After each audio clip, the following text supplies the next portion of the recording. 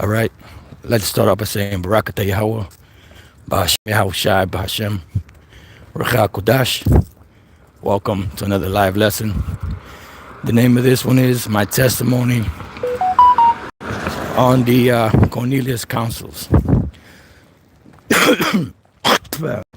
I just finished, wow, I'm about 17 minutes in to the video the Elder Apostle Tahar just did about 3 hours ago, 4 hours ago.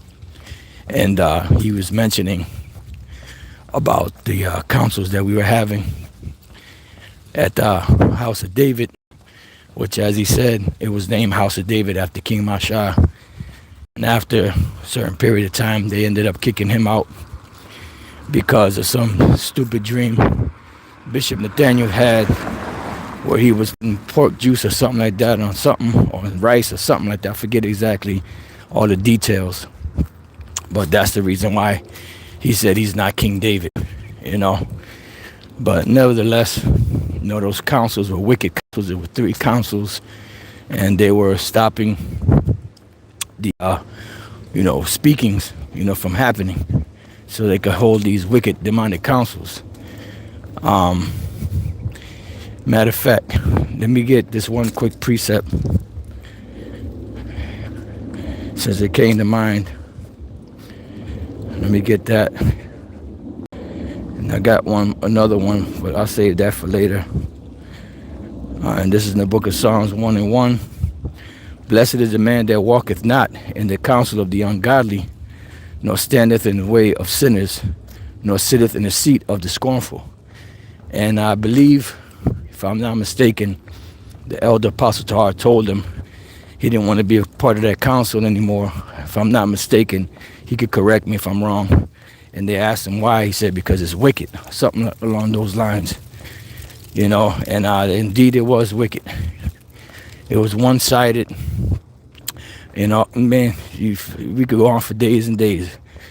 A council is wicked when, before you even heard out, they already have a judgment, not even written out, not set in their mind, but typed out, what the judgment is going to be. So, that's straight up wicked. So they already had, the notion to kick us out before they even finish hearing the matter out. And you know what the scriptures say about that. They're not to judge something before you hear the matter and understand it. Then you can make a decision and a judgment.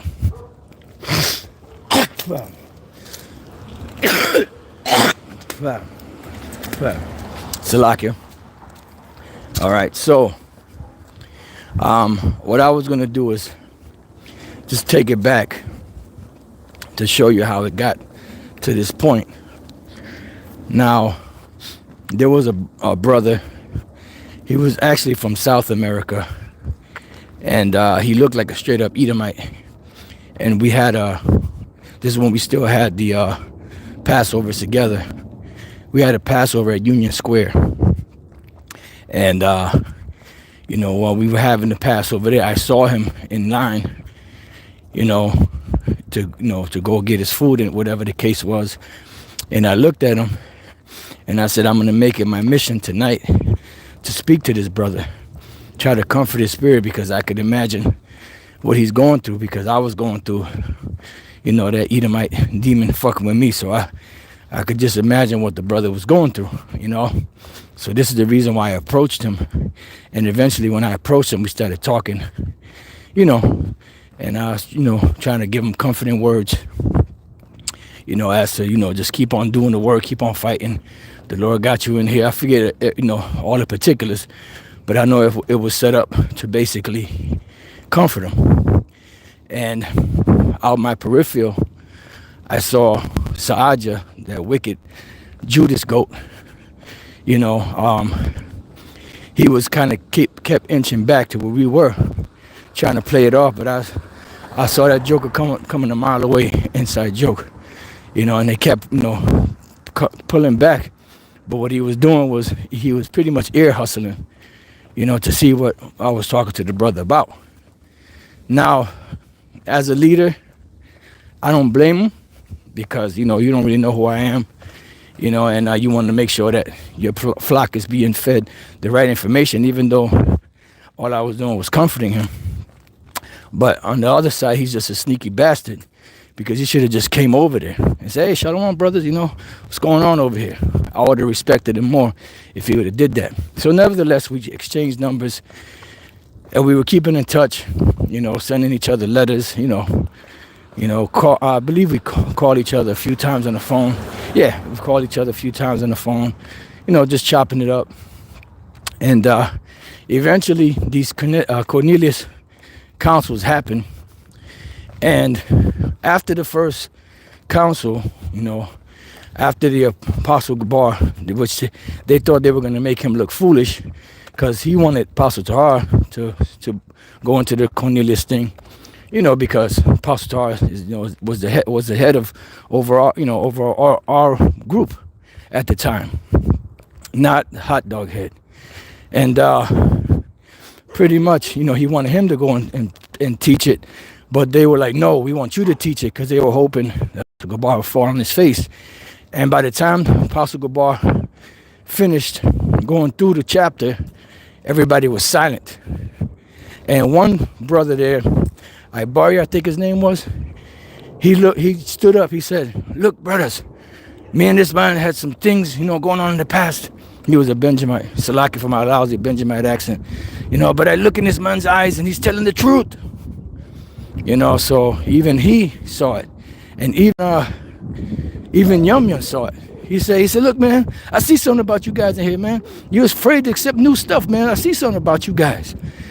But then the very next week, I guess I just straightened him out, and he jumped ship, and this continued on for 3 weeks, and the next council after that, I believe that was the second council.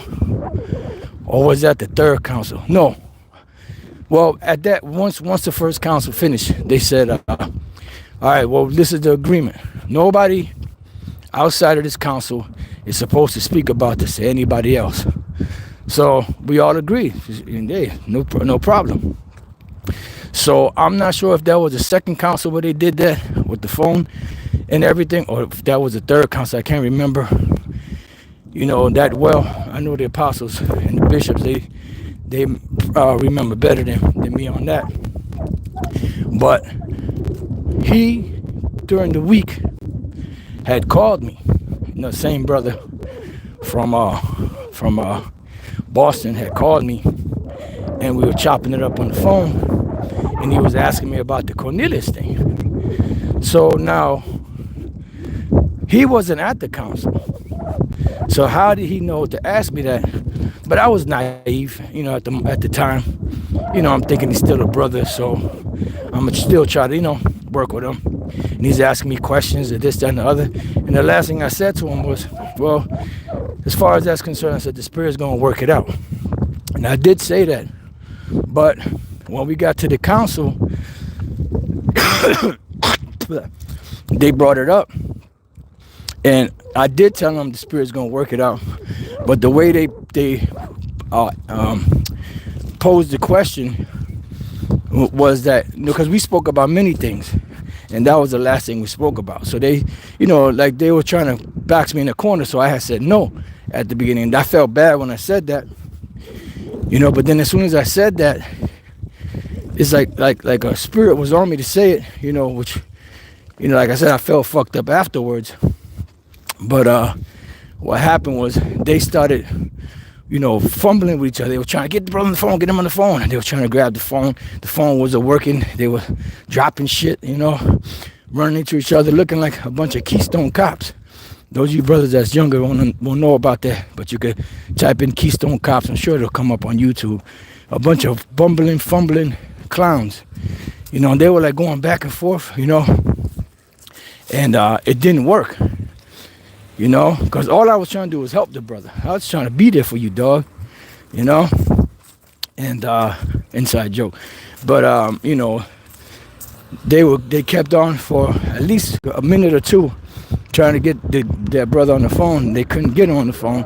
So eventually what they did was they brought me in the back. They brought me in the back, in that little room. Apostles know what I'm talking about. And when we went in that little room,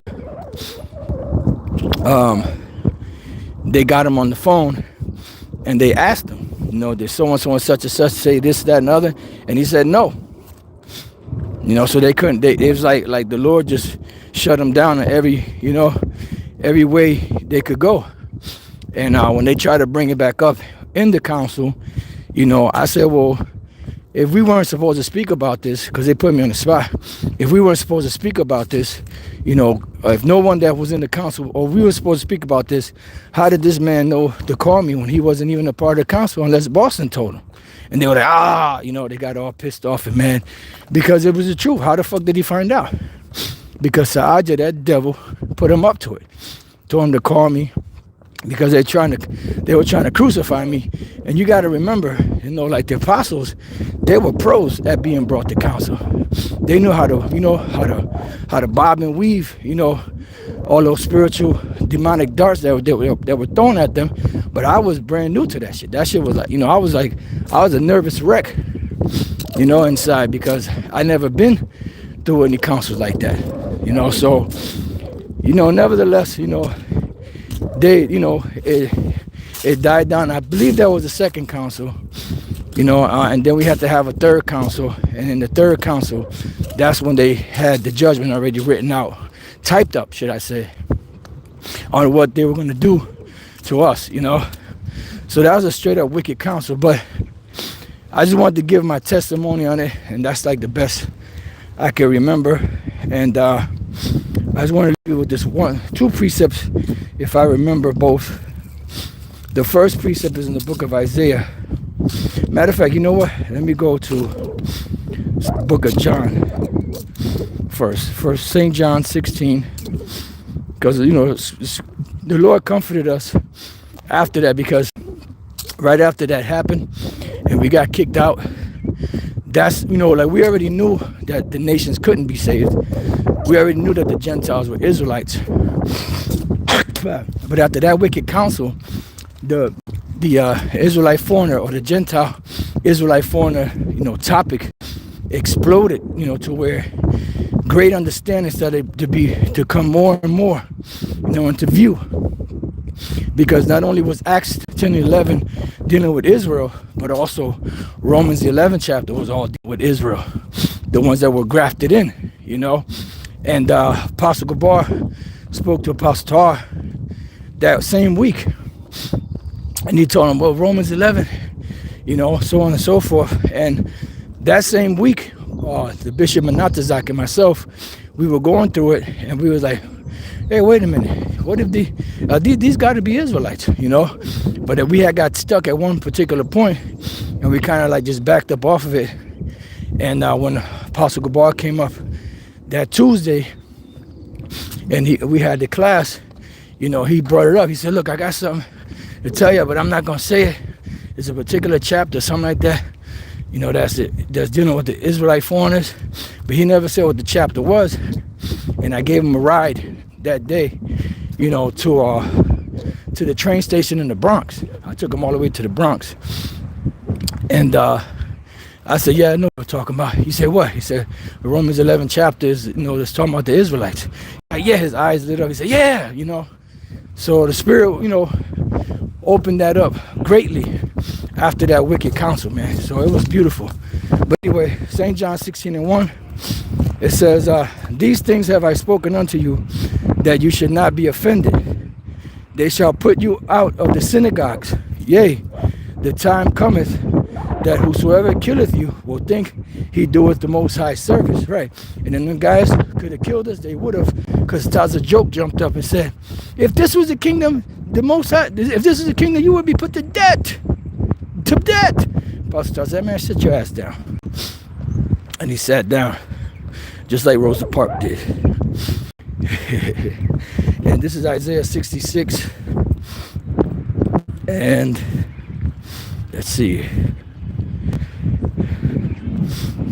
This is 66 and 5. Isaiah 66 and 5. It says, hear the word of the Lord, ye that tremble at his word. Your brethren that hated you, that cast you out for my name's sake, said, let the Lord be glorified. But he shall appear to your joy, and they shall be ashamed.